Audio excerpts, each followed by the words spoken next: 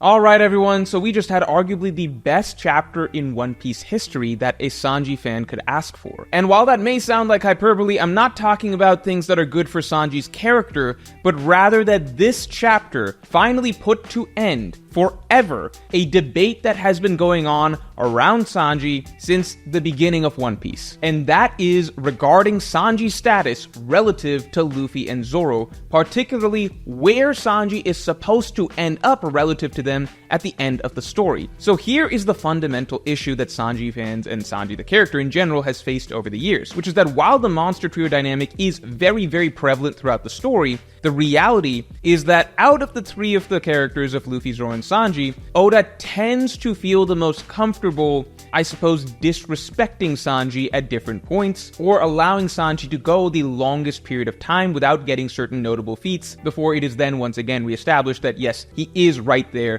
alongside Luffy and Zoro. This has just been a recurring trend throughout the story, which is why almost at any point that we get a long enough gap with Sanji not getting any notable feats, you will start to hear a lot of dissent and a lot of haters coming through and starting to talk about how Sanji's the number 4 of the crew, of how Jinbei's replaced him, of how Luffy and Zoro are like this, and then Sanji's way far behind them. And the tricky thing is that throughout the story, Oda does tend to give some level of preferential treatment, at least in terms of reputation, to Luffy and Zoro, with the, Luffy and Zoro, the captain and the first mate, being the first 2 members of the Straw Hat crew to have bounties. Luffy and Zoro are the only 2 characters who became supernovas. And even just in terms of abilities, Luffy and Zoro are the only 2 who have Conqueror's Haki. However, at the same time, Sanji has always ultimately kept up with them, and shown that he is the left hand of the Pirate King in many, many situations, and even if he doesn't have Conqueror's Haki, he still is clearly getting his own version of power-ups that is allowing him to keep pace. But the fundamental problem with all of this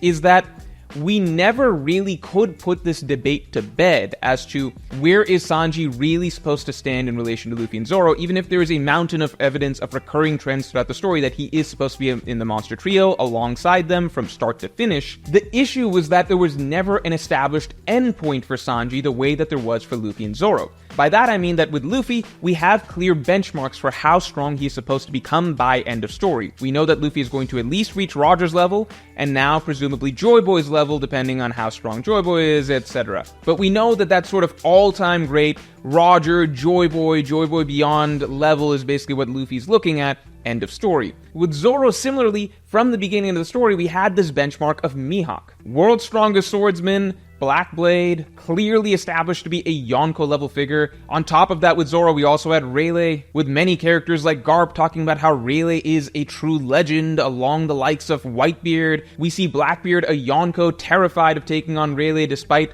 Rayleigh being so old at this point. So with Zoro, we always knew that there's these figures that he's ultimately going to surpass or at least reach the level of by the end of the story, like Rayleigh and Mihawk, that essentially guarantee for Zoro fans in advance that, look, by the end of the story, Zoro is going to be at least a Yonko level character when all is said and done. And then you can even talk about characters like Ryuma as potentially a benchmark, and God knows how strong Ryuma was. Ryuma is to date the only character in the history of the One Piece world to single-handedly scare off the entire world from an island, from ever even approaching an island for centuries. And that means world government, celestial dragons, marines. Once they saw how strong Ryuma individually was, they were just like, we are never setting foot in that place because that man has left such a reputation. There is no other character in One Piece who has done something like that without a crew or without an empire to back them up. So you have these benchmarks for Luffy, you have these benchmarks for Zoro, but the problem with Sanji, and the reason that this debate as to where he stands, should he still be alongside Luffy and Zoro, keeps reopening up throughout the story at any given point that we have a sort of gap between Sanji getting notable feats, is simply because we never knew for certain a clear benchmark of where Sanji is supposed to end up, end of story, like we did with Luffy and Zoro. We did ultimately learn about this character Scopper Gaban, and we got a glimpse of him in the Oden flashback, and in that flashback, it seemed like Gaban was being portrayed in parallel to Rayleigh. However, we didn't really get much more information on Gaban. We have a lot of quotes and statements from countless characters talking up how legendary Rayleigh is. Rayleigh is legendary to the point that literally Straw Hats from East Blue, who knew jack shit about the world, they claim that Rayleigh is a household name that every single person knows. So Rayleigh had this huge reputation at least built up. Then we're introduced to this character Skopper Gaban in the Odin flashback, who kind of stands shoulder to shoulder with him, but we don't get any information about, like, okay, well, how strong is Skopper exactly supposed to be? You could speculate that he's supposed to be on the same footing as Rayleigh, but we didn't really have any statements or any feats or anything to really back that up, so it kind of just left us with this, okay, well, maybe Sanji's supposed to be like that guy or something like that, but it also didn't help that we didn't really get much of his personality at that point in time, so we couldn't tell if Oda's trying to even draw a parallel between Skopper Gaban and Sanji. So while it was nice that Skopper Gaban was shown to us in the story, at the same time, we didn't really get that much in the way of his reputation. We didn't really get that much even in terms of, like, how closely are we supposed to be assuming that Sanji sort of parallels Skopper Gaban. We just didn't have that much information about the Roger Pirates dynamics in general. And so then you're going through Egghead, and the jokes are happening about how Sanji's got a lower bounty than Jinbei, Sanji's number 4 in the crew.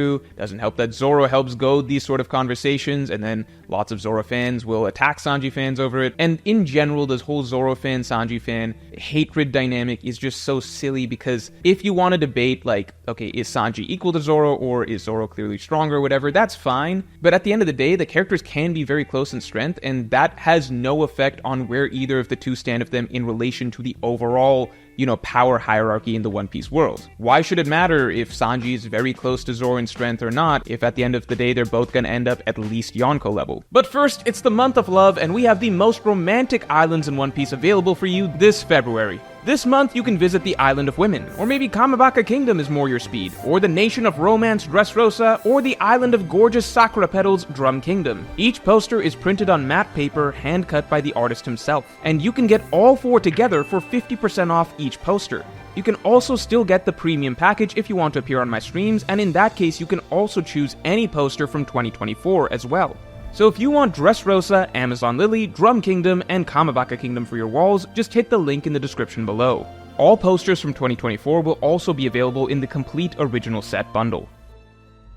But that aside, with this chapter, we finally got confirmation of several things that were desperately needed for Sanji's character, which is that 1, Roger's crew had a monster trio dynamic, and Skopper Gaban was his left-hand man, and was shoulder to shoulder with Roger and Rayleigh. Does that mean he's exactly equal to Roger and Rayleigh? No, but the obvious implication is that the 3 of them formed a trio, similar to the monster trio, in that they were in their own tier relative to the rest of the crew, and likely puts them somewhat relative to one another, much like the monster trio are consistently portrayed to be today. And the second thing that was confirmed this chapter is that Skopper Gaban is a definitive Sanji analog, a definitive, explicitly stated Sanji analog, right from Luffy's mouth himself. We, the reader, are supposed to understand that Gaban is the clear parallel to Sanji in Roger's crew. And with that, a decades-long debate is over. It's just over. That is Sanji's endpoint. His endpoint is at least Skopper Gaban's level, which means that he is at least going to be relative to Luffy and Zoro by the end of the story, just like the monster trio has always been relative to each other, and that dynamic has always stayed constant throughout the story. Whatever his bounty is right now, whether he gets Conqueror's Haki or not in the future, none of that ultimately matters, because we know that ultimately he does now finally have a benchmark for end of story Sanji. What is that supposed to look like?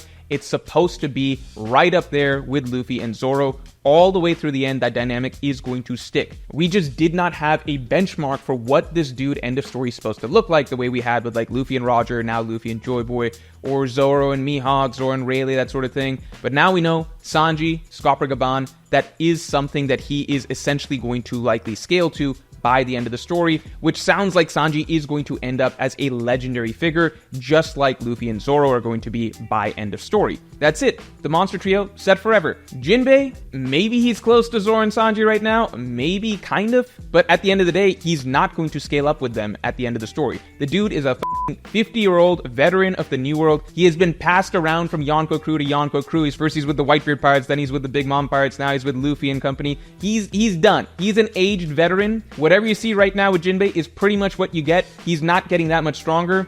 Zoro and Sanji are the wings of the Pirate King. They are Luffy's right and left-hand man. That dynamic is never going to change. They're always going to be relative to each other and to Luffy. And end of story, we're likely going to see Sanji at least Admiral level, if not Yonko level. We need to see what Gaban's full strength kind of is. We're going to get a preview of that next chapter. All I can say is that if you are a Zoro fan who is upset with Sanji's newfound status, Zoro and Sanji fans should ultimately be on the same page, because they're always going to scale somewhat relative to one another. It is in your best interest to instead slander the true bums of the series that deserve the slander. Kid, the bum of the sea floor, Law, the one-trick devil fruit wonder, and Timu Ace. These three bums were introduced late into the story and have drawn some of the spotlight away from Zoro and Sanji. But at the end of the day, we know that Zoro and Sanji, they're the main characters. The monster trio is the true core dynamic of One Piece. Oda's gonna have his fun with these bum side characters once in a while, but at the end of the day, that's just what they are. They're bums. They are not the right and left hand of the Pirate King, and this is the Pirate King story, which means at the end of the day, Zoro and Sanji, their final status is going to be head and shoulders significantly above the bum trio. You got the monster trio, and you got the bum trio. Zoro and Sanji fans should be united against the bum trio. Continuing on to assess the rest of what happened in this chapter, I love Scopper Gaban's personality. If you go back and read other chapters prior to this chapter with Scopper Gaban, you get a little bit more of his personality. So 1096, Strong World, even chapters from Oden's flashback. He is similar to Sanji and obviously like the love emphasis and everything, but aside from that, he's very much his own personality. Much like how Rayleigh, despite having some similarities to Zoro, is very much his own personality and is not a carbon copy in the slightest. Gaban is actually a fairly reckless individual himself, even though he's kind of getting up in Roger's face in this chapter's flashback, arguing that, you need to be more careful. If you look at other chapters, Gaban himself is kind of a reckless berserker type character who really seems to enjoy fighting and taking risks himself. He's very brash, he's very bold, and I think that whole personality really comes through this chapter, and I think that was one of my favorite parts about his introduction, which is that, yeah, it's a character that we kind of saw coming for some time, but he has a very large and charismatic personality, which makes him instantly likable in a way that Oda is very good at doing just through a very small amount of interactions with many of his most special One Piece characters. And I like that Oda had a whole associated story to spin Gaban's legend. It just makes things feel a little bit more unique to him, and rather than just saying that, yeah, Gaban was really strong, this gives us an idea of kind of the type of fighter that he is, which does seem to be a very wild and destructive type of fighter. So again, I like that Gaban is not a carbon copy of Sanji. There's enough similarities that Oda can make it clear that this is Sanji's analog, but much like Rayleigh and Zoro are ultimately two distinct personalities, Rayleigh is just Zoro's analog, it helps make the Roger Pirates feel like their own thing in comparison to the Strahd Pirates, and I'm really looking forward to the God Valley flashback, where we're going to get to see Roger, Rayleigh, and Gaban in their prime against some of the legends of the One Piece universe in an all-out battle. So this chapter gets me even more hyped for the events of God Valley when we finally get that flashback. Now, as for Gaban challenging Luffy, there's many ways that this can go. I personally feel like this is ultimately going to get interrupted. I think that regardless of how strong Gaban was in his prime, at this age, he shouldn't be that significant of a challenge to Luffy if Luffy's taking it seriously. Just considering that, look, well, Rayleigh and Gaban I'm sure are very strong. Rayleigh at his age was, he was getting tired holding back Kizaru, right? And so that tells me that ultimately, even if Gaban is exactly as strong as Rayleigh, at this point, Gaban should not quite even be, an admiral level character anymore, right? So Luffy shouldn't really struggle with him unless Luffy's messing around or not taking it seriously or is caught off guard or something like that. But ultimately, I do think it'll be a nice little showcase maybe for Gaban. I think most likely, based on a lot of comments that people in my stream were saying, what will happen is that the fight will get interrupted because the summoning circle is in the castle, and right now Shamrock and Gunko are headed there to summon a third Holy Knight. If Shamrock and Gunko are going to get there, then we're going to get to see the fight broken up most likely with the arrival of the Gods Knights, and that also could be a nice little showcase for not just the Gods Knights but Gaban as well, and so Oda's kind of checking off a lot of boxes there. So I am extremely excited for this next chapter, and I think we should just acknowledge that with this 4-week chapter run that Oda just dropped, it feels like this is set to be the best One Piece is ever going to be. Like, this was just a phenomenal run of chapters. So many reveals and so much hype and excitement heading into next chapter. And lastly, we have a voice of the people, a submission from my top tier of patrons. Jay says, either the world government gets another massive power boost or Oda figures out a plausible explanation for why Bonnie doesn't de-age Rayleigh and Scopper for the final war. Would you rather have 100,000 Marines or 5 minutes of Prime Rayleigh? I feel like it is very likely that Oda's going to avoid doing that de-aging for either Rayleigh and Gaban. I think if Oda does do it, it will just be done for Gaban in this specific Elbaf arc, so we can kind of get an idea of what he was like in his prime. Maybe even a little showcase against the Gods Knights, because Bonnie's right here. Bonnie seems like she's going to be important in this arc. But I feel like for the final war in general, it is very likely that Rayleigh and Gaban just stay out of it. Really kind of implied in previous arcs as well, that whatever happens from here on, it's something to be decided by the new era. And so he has done his part in terms of training Luffy, passing the torch, and so on. I'm sure Gaban will do his part in this chapter, but beyond that, I really don't know if Oda's going to go down that route of just de-aging Rayleigh and Gaban back into their primes, just because it would take away a lot of the spotlight, I think, from the young guns that we're really following right now. You know, I'm looking forward to seeing what Prime Zoro and Prime Sanji at the end of the story are going to do. I don't really need to see the previous iterations of Zoro and Sanji brought back into their prime to then get more fights and more spotlight. So let's see, but the prospect of a de-aged Scopper Gaban to give us just a glimpse into the full strength of the Prime Roger Pirates would be amazing. So definitely looking forward to next chapter, and with that, I will talk to you all later.